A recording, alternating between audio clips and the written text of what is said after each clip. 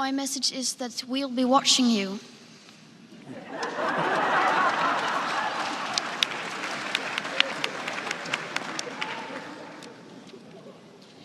This is all wrong. I shouldn't be up here. I should be back in school on the other side of the ocean.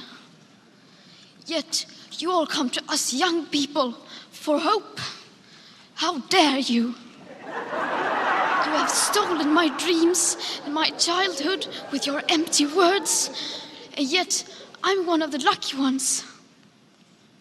People are suffering. People are dying. Entire ecosystems are collapsing. We are in the beginning of a mass extinction, and all you can talk about is money and fairy tales of eternal economic growth. How dare you?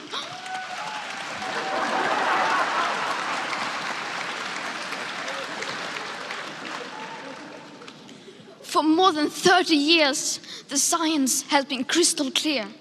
How dare you continue to look away and come here saying that you're doing enough when the politics and solutions needed are still nowhere in sight?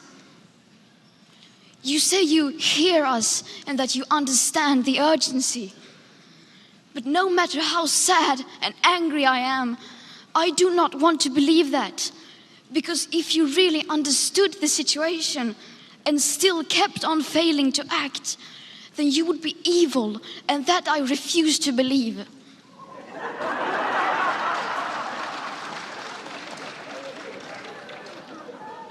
The popular idea of cutting our emissions in half in 10 years only gives us a 50% chance of staying below 1.5 degrees and the risk of setting off irreversible chain reactions beyond human control.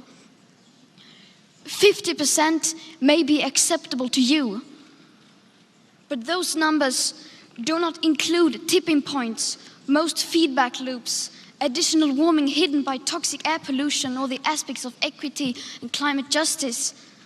They also rely on my generation sucking hundreds of billions of tons of your CO2 out of the air with technologies that barely exist. So a 50% risk is simply not acceptable to us, we who have to live with the consequences. To have a 67% chance of staying below a 1.5 degrees of global temperature rise, the best odds given by the IPCC, the world had 420 gigatons of CO2 left to emit back on January 1st, 2018. Today, that figure is already down to less than 350 gigatons. How dare you pretend that this can be solved with just business as usual and some technical solutions? With today's emissions levels, that remaining CO2 budget will be entirely gone within less than 8.5 years.